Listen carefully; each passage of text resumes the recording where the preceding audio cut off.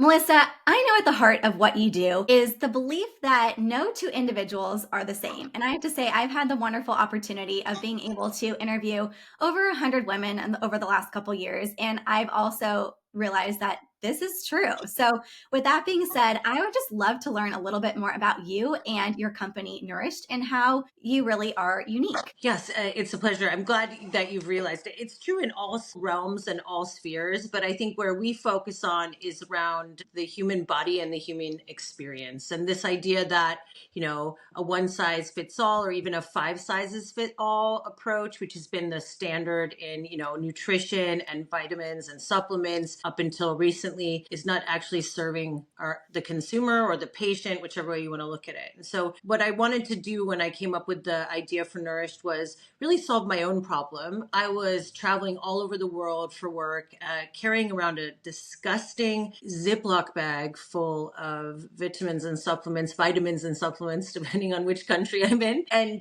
that causes a lot of challenges in its own. Once I took by accident melatonin thinking it was chromium in the morning. That was a really bad day. But at the same time, it was really inconvenient. And one day I was in an airport and I was in the security check-in trying to get my laptop out of my carry-on bag, and the zipper of my bag just caught the Ziploc bag of vitamins inside the bag and just ricocheted them all over the floor in Dusseldorf Airport. And that was really my eureka moment, on my hands and knees picking up vitamins on the floor in the airport, that there had to be a better, more fit for purpose and personalized way to be able to get the nutrition that I wanted. And so on the way home on the plane, I literally drew the idea for Nourished on a napkin for a very low cost airline called Flybe, which is no longer around. And yeah, the next day I went into my office and I sat my team down for an all hands, and I'm like, right, we're going to change everything of what we're doing. And fast forward 4 years and a bit, and now we have about 150 people, 3 factories, and we're selling products all over the world. I think we've sold over 50 million stacks so far. Yeah. Wow.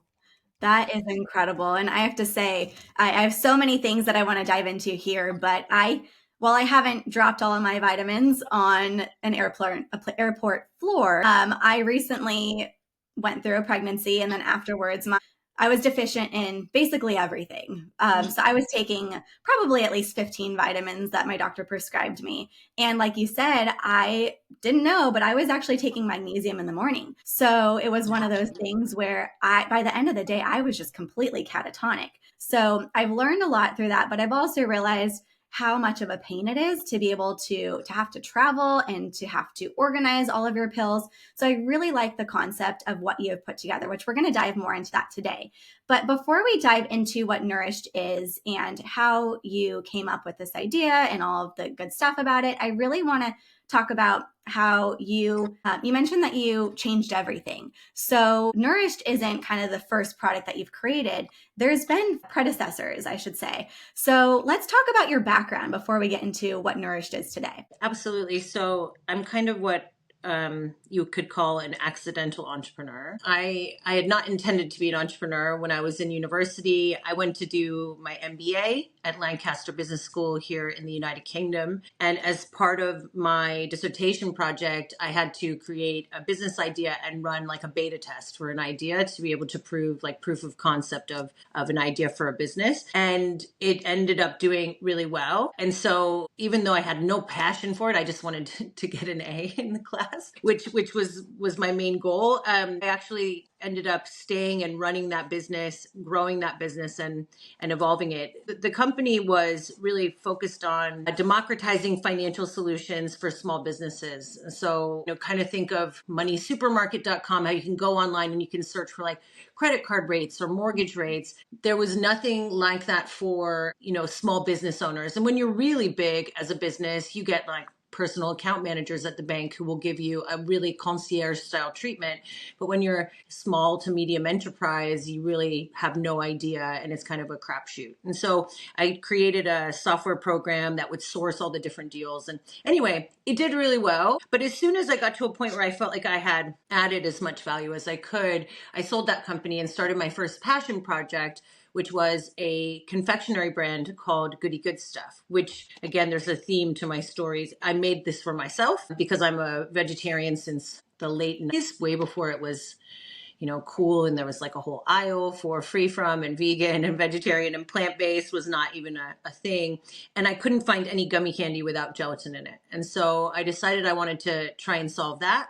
And while I was doing that, I realized that there was a lot of other ingredients that people couldn't have, that were preventing, confectionery or food in general from being inclusive, meaning that everyone can enjoy it. And so I actually made the product free from every major allergen. It was vegan, it was all natural. And I had no idea what I was doing, but I ended up being able to get that brand to around 40,000 stores globally before I sold it to Cloetta PLC. While I was doing that project, I worked in huge, huge factories, some of the largest, if not the largest, gummy manufacturing facilities on the planet.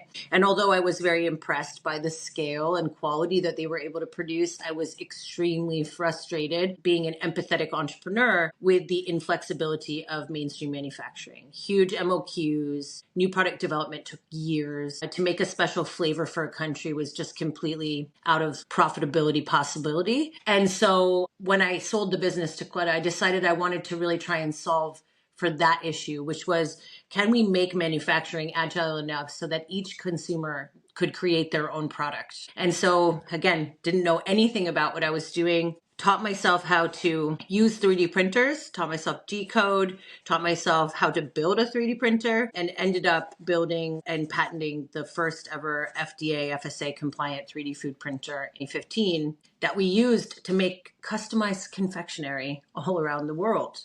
And that's what I was doing when I was traveling for work, when I was in the airport and I was, in my suitcase, Palava happened. But we realized really that the technology that we developed was so much more powerful than the area where we pointed it. And I was getting older and I had children, and I realized, in the deep, dark parts of my body, I don't want to sell sugar to people. I want to make things that are going to make people well, that is going to add huge value to people's lives. They should still taste great and they should still make it really enjoyable to be well, but I don't want to sell confectionery anymore. So that's when I shifted gears and created the Remedy Health Group, which is now the business I run today, which is the brand Nourished is owned by Remedy Health. So you had mentioned that when you got this idea at the airport that you went back to your team and you were switching directions. So were you currently at Goody Good Stuff, or had you already created Remedy Health? No. So basically it went Goody Good Stuff, Magic Candy Factory, which was the 3D candy printer, and then Remedy Health. So when I went back to my team, we already had 3D printers for confectionery that we had developed for, you could find them in like Dylan's Candy Bars in the United States. They were in Warner Brothers World and like theme parks and Hong Kong Duty Free and Dubai Mall Candylicious, and you could make anything. You could make your face in candy. You could make a 3D unicorn. You could draw a picture. I mean, it was super fun and it is really cool, but it was a novelty, right? And I think what we've done now is use that technology baseline to do something that's really, really meaningfully valuable to people. Yeah, I don't ever regret that decision. That was the right move. Yeah. Yeah. And I think what you were talking about earlier is that this is more of a passion project for you. And I've had the opportunity, like I mentioned earlier, to talk to a lot of women, and the businesses that I find that are most successful are really where your heart and your soul's into it. And clearly you said you were a vegetarian even before being vegetarian was kind of the thing to do these days. So I think that that's amazing that you were able to create something that was really made for someone like you and that you would enjoy, because if you're going to enjoy it, then so many other people are going to be able to benefit from it. But I really want to dive into the fact that you were able to create and sell multiple businesses here, because that's not an easy task. You were able to gather the funding, build the team, have a successful business, and then also have a successful exit. And coincidentally, the episode that's coming out this week for the Self-Starter podcast is all about creating your exit plan from day one. So I'm really curious to hear from your standpoint, because you've been able to exit multiple companies, how this entire process has been for you as an entrepreneur. I think, yeah, I love that you're doing that. I think I never had that advice when I was younger. I never started a company thinking about how I was going to sell it. Other than the one that I did for university, all of the businesses I started were really passion projects because I felt that they were really important. I wanted the product. I was able to validate with research that many other people wanted it to. And I felt like it was an important thing to do, almost like a sense of responsibility to do it. When I sold my candy brand, that was something that I wasn't expecting to do, certainly not so early. So it was only, I think, 29 months old when we signed the deal. And that's really young for a food brand to be sold because, it takes time to build a food brand to a certain size where it becomes meaningfully valuable enough to be able to sell it. I think the things I learned from that, I don't regret doing it at all. I sold it to a really cool business called Cloetta PLC. They're based in Stockholm and it's run by very cool people, very forward thinking. But no matter how cool the people are that you sell your company to, once you sell your company, they usually want you to stay, especially if you're quite an important kind of key person within the business, which of course I was. And what that's like is like selling your house, having the people move in, take all your furniture out, redecorate your property, maybe even move the walls around, but then you have to still live there. It's weird and it's difficult and it's kind of like it's difficult. Even though you can understand some of their decisions, some you probably struggle with even more. But once I realized that I had no more power, that it was no longer my decision, it was much easier for me to transition out to start something new. And it also taught me, because I didn't really know at that stage, that although I fully respect people that are full-time employed, I have been now doing things on my own as an entrepreneur so long that I'm kind of unemployable. I mean, I'm sure I could go in and do like short stint, but like in general, there's something about having a huge amount of responsibility, but also the power to choose your path, to be able to choose the strategy, to be fully on board and engaged with what you're doing.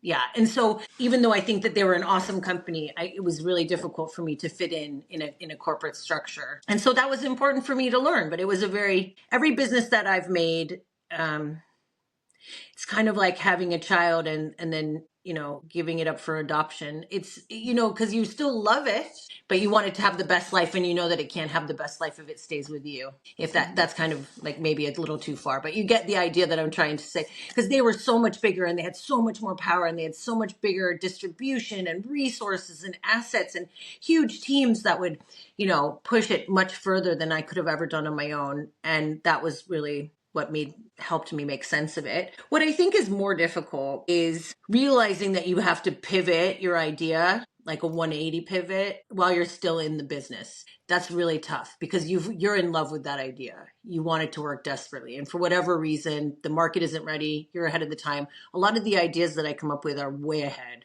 Like vegan gummies in like 2011, it was really early for vegan gummies. So I think, you have to be willing to listen to the consumer and not be emotional about pivoting. My mom taught me, she said, you can always shift gears and go back. It's not like that path is now forbidden and there's now like a forest fire behind you. You can always turn around. And I think that it makes it easier for me to make decisions like that. And I think, as you know, this podcast is focused on women. And one of the biggest struggles that a lot of women encounter is this idea of perfectionism and thinking that everything has to be laid out before they take any action. But to your point, what every single person has learned is that once you start a business, it doesn't mean you're locked into that idea. Like as you've experienced, you can get out, you can sell your business, you can pivot, you can make changes, because what it starts as today is not necessarily what it's going to be in 29 months, like you mentioned, or potentially 5 years. Who knows what it's going to be? But I think really the point of this whole podcast is to take that action. And that's clearly what you've done. And I really want to dive into one thing you said, because you have been really successful, not only because you've taken the action, but you've been able to be a forward thinker. You've been able to be ahead of your times. And that's not always natural for everyone, because sometimes we're followers instead of leaders. And you clearly are a leader. So what do you think makes you unique in the fact where you are able to kind of tap into that forward way of thinking? I think all of my ideas for business and my strategy for business starts from empathy. So every single product I've ever created has started from a really empathetic mindset. What would really truly, what do I want? Okay, that's a great starting point because I know 100% what I want. But then what would really, really make a difference in other people's lives? Define the product first and then go backwards and say, okay, what do we need to make that product a reality?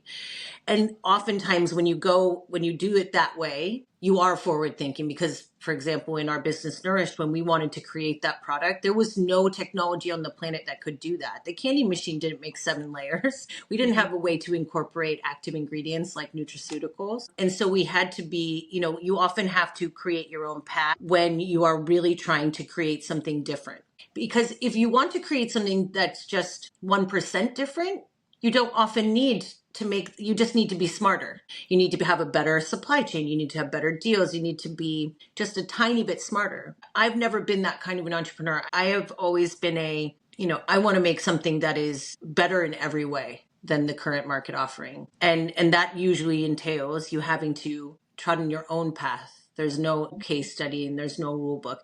And I think it is extremely unnerving when you do it in the beginning. Once you do it a few times and you realize that there's only 2 potential outcomes. One, you nail it and you have a product that's totally unique. It's very hard to create something totally unique. To be alone in a market is so rare. Not even Tesla is alone in their market.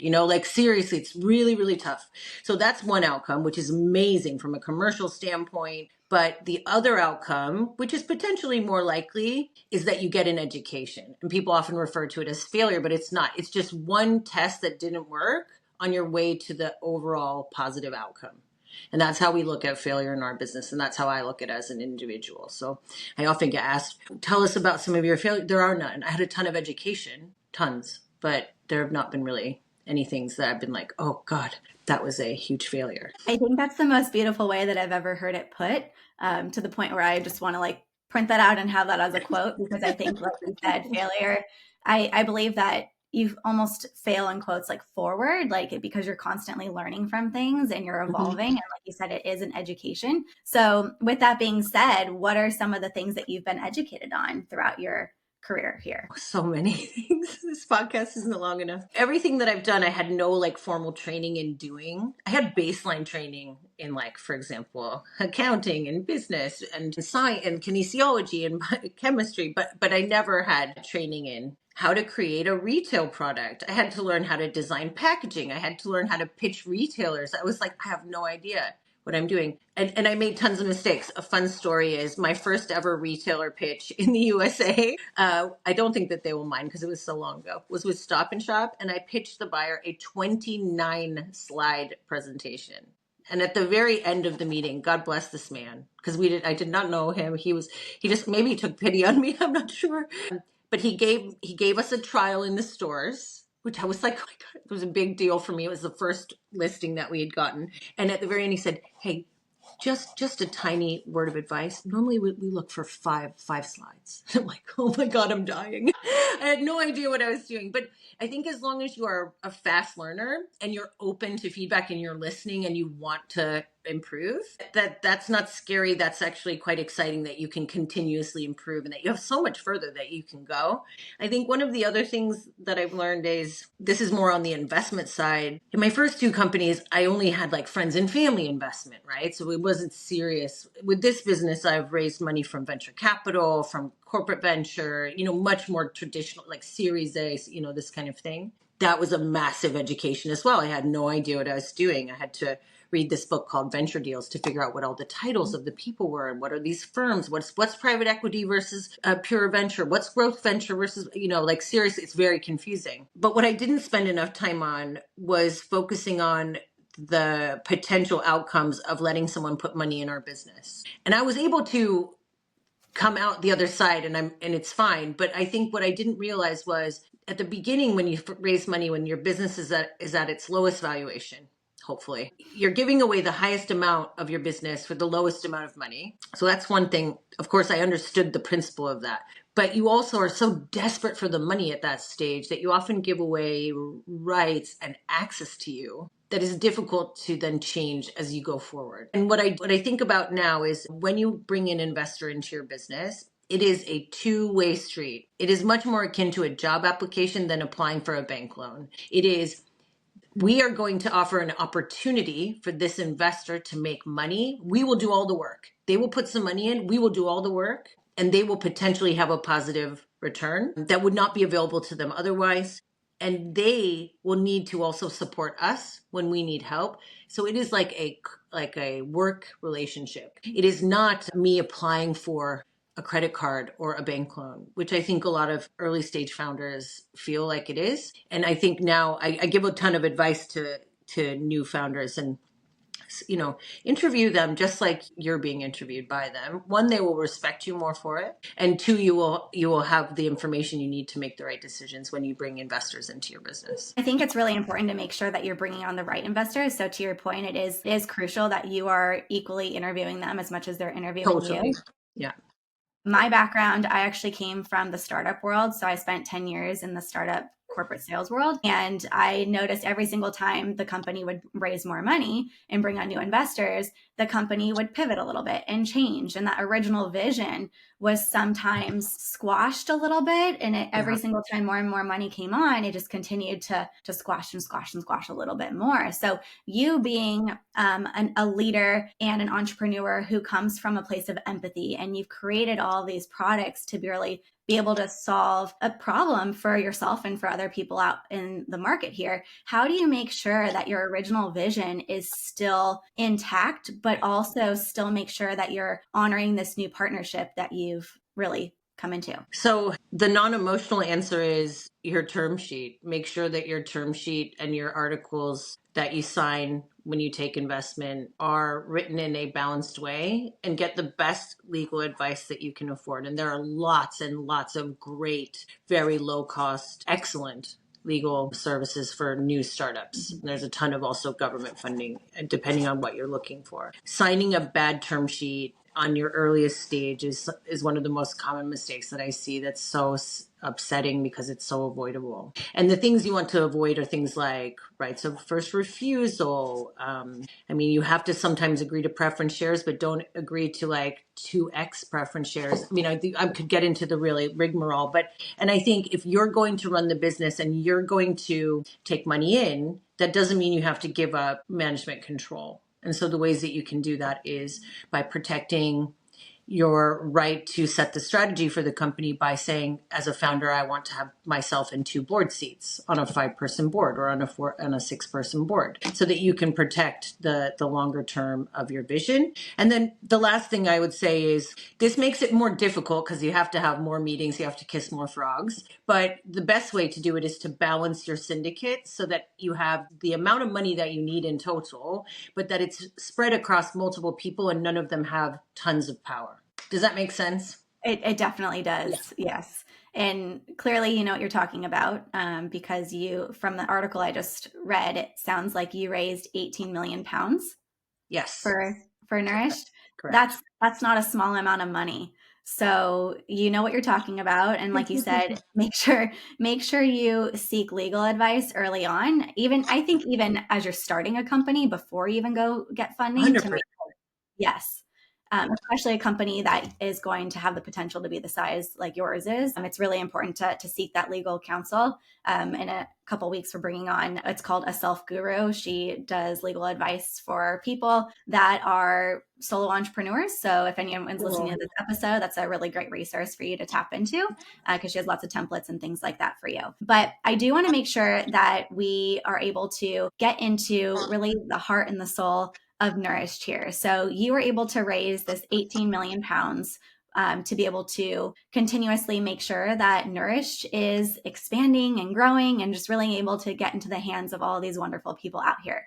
So with this all being said, we've talked about 3D printing. I know what 3D printing is, but I had only heard about it for actual like physical goods, like things that were plastic and things like Yeah. that. My brother has his own 3D printer in his garage. So this is obviously more massive scale and it's very different. So first of all, what's 3D printing? And really, we alluded to a lot of the differences already, but in kind of a nutshell, what makes Nourished unique as far as its gummy vitamin? Yeah, absolutely. So 3D printing is basically printing a solid form of anything. You could print, paste, you could print chocolate. We print gummy in two-dimensional flat layers in a certain pattern until a 3D shape is created. And you do that utilizing an additive manufacturing machine. All of our machines are custom made by us. They're all patented and proprietary. And what we specifically specialize in is extremely high levels of dosage control and the ability to combine up to 14 different ingredients into one finished print. Even in the plastic printers, like what you're referring to, which is definitely what most people have seen, it's very rare to find one that prints even more than one color of plastic at once, never mind different materials. We're printing multiple different materials to create one combined solution into, a 7-layer or 10-layer gummy bear, or it's really a stack. It's a heptagon, in all honesty, so that people don't have to think about all of the different pills, and they can know that the exact dosage for the benefit profile for their specific needs has been already added to that with other ingredients that work synergistically together to support their unique life. Well, and kind of talking about the uniqueness of this and how everything is personalized for the individuals, your team actually gave me the opportunity to be able to try this prior to our conversation. And I'm so grateful because it has allowed me to get a better understanding of what this is prior to even going into our conversation. So it was really wonderful because I was able to go online and take a little quiz to be able to understand, okay, what's my gender? What's my age? What are my health concerns? Do I have any specific vitamins or that I'm looking to take that I really want to include? And then it actually customized my own gummy for me to the point where it even asked me, do you want to have something that is sweeter or more savory? Did I use the right word? But yes, it's like this. Thank you. Yeah, you can choose. I think there's 20 Yes. different flavors that you can pick from. Yeah, it's cool. It's incredible. And it brought me back to like my childhood because I used to love the gummies, but I've since learned that a lot of the ingredients that were in gummies are actually not good for you. So that's what I really like about this is I'm literally holding up my little customized gummy packet right now. It has my name on it. So I'm not juggling 15 different vitamins all at once. Everything is packed in this. It's delicious and it's just easy to take with me anywhere. And I feel very fortunate to have been able to stumble upon this product because I think it's a game changer for everyone because it's not only just for the people like me, it's for kids, it's for people that are needing to take prenatals or going through menopause or looking for I believe you have sexual health options on there as well. So it's really for everyone, right? Absolutely. We have, I believe, 55 different nutrient options, and many of them come in different dosages. And then we have, I think, 20-ish flavors. They change all the time because we like to keep it fresh because people like to change their flavor regularly to make it more fun. So in total, we can make over 60 billion different products, and every product is totally unique. So that consultation questionnaire, the quiz that you go through at the beginning, is much more sophisticated than it feels. It's linked to around 100,000 different clinical trial data points. And based on your answers will be benchmarked against clinical trials of healthy adults. We don't use any in vitro, no animal testing, only human healthy average age adults. Will then create like an overall ranking of all of the different nutrient options, the different benefits we're trying to achieve, the clinically proven efficacious dosage, and then that will be recommended to you. Those 7 nutrients at the correct dosage for the benefit profile that we're trying to achieve will be recommended. And then the flavor is just fun because at the end of the day, a healthy habit is only good if you can stick to it and you look forward to doing it. And so I'm so glad that you think the products are delicious. I have them every day as well, and I think they are too. They're also sugar-free. They're also vegan. They're also free from all, any artificial anything. They have no allergens in them. They're made with natural colors and flavors. So I think that's kind of that no-brainer, better in every way kind of philosophy that we wanted to create. And it almost feels like a treat when you go to have it. It's not a chore to take your vitamins. It's a fun experience. So again, I think that this is going to completely disrupt the vitamin industry altogether. And the other ones that are out there, they have nothing on you. That's for bless sure. your heart. Thank you. Yeah, it is. It's a lot of fun. And I think, the technology itself makes it possible. I think to do something totally personalized, you used to have to either hand make it or wait a really long time and pay a super high price tag. And what we're hoping is that, with the technology, we can we can bring it to the masses in a really, safe, healthy, affordable, scalable way. Well, and I love so many things about your story, but not only are you an avid learner where you're not afraid to get scrappy and to learn something that's out of potentially maybe out of your comfort zone and maybe out of your zone of genius, but it also sounds like you're really good at getting the right people on board with you, because to do something like this where you are developing new technologies, you're tapping into coding and software programming, you have a wonderful marketing team. Like, this all is way more than just a one woman show at this point. So you have to also give yourself credit to understand. I mean, you already probably know this because you've been able to do this multiple times, but one of your superpowers is, like you mentioned, empathy, but it goes beyond just the creation of the actual products. You're an empathetic leader, which I think attracts the right people to you. So I think that that's a really big key from what I'm able to take away from this conversation too, is you're able to surround yourself with people that are working in their zone of genius to be able to make a lot of this possible for you. I feel so much gratitude for the belief and support of the people that I have around me. And many of them have been with me through multiple businesses.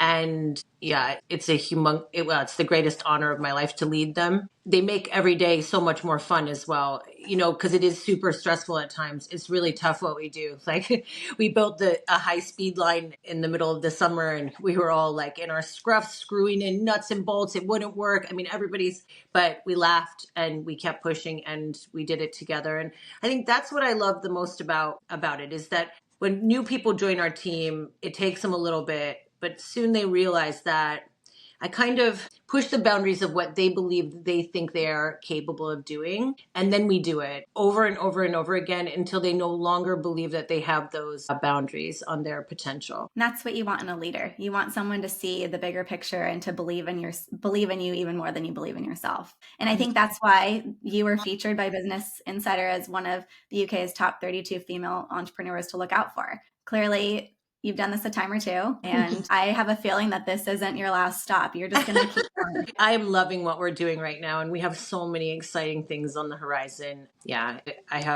I'm not tired at all. I'm excited. Yeah. Do you mind sharing a few things to look forward to? Absolutely. So we are currently working on our beta trial for personalized pet treats. So pet treats that are personalized with functional ingredients for your specific dog's exercise regime, food intake, age, breed, etc. That will be treats, but with functional ingredients and a huge variety of different flavors, because dogs are more particular than you'd think, actually. That's been the funnest part about it. It's interesting. You have to test them twice, because at first they just get excited because food. So you have to test them on like all the options twice to see which one they actually like the most. It's fun. Actually, it's fun to video. It's cute. But yeah, so that's been really fun. And I have dogs, so I want for me as well. So that's coming. We are also launching ranges of our products in ready to buy formats. So we are launching, first of all, in the UK retail, and then we're very hopeful that we will have a US retailer coming by the end of next year.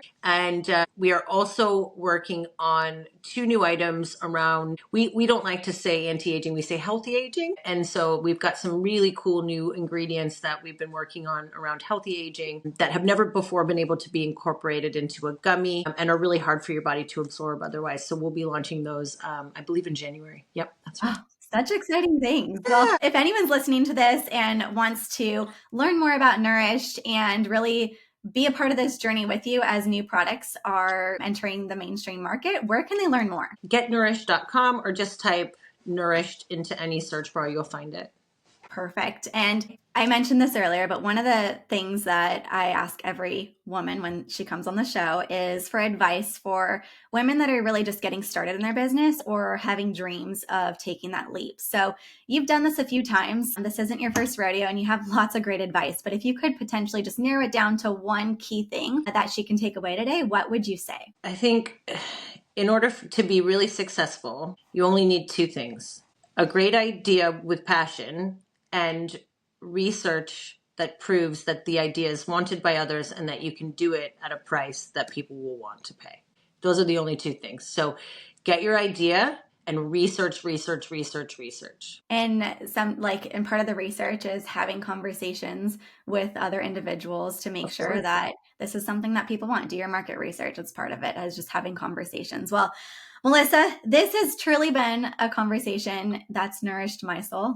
Oh, So thank you so much for coming on and just being open to sharing your story and introducing us to Nourished. This 3D printing is truly a genius product, and I cannot wait for it to come to all the retail stores over here in the States eventually as well, so it can just be mainstream over here. wonderful. It's been a pleasure, Megan. Thank you so much for having me. Thank you.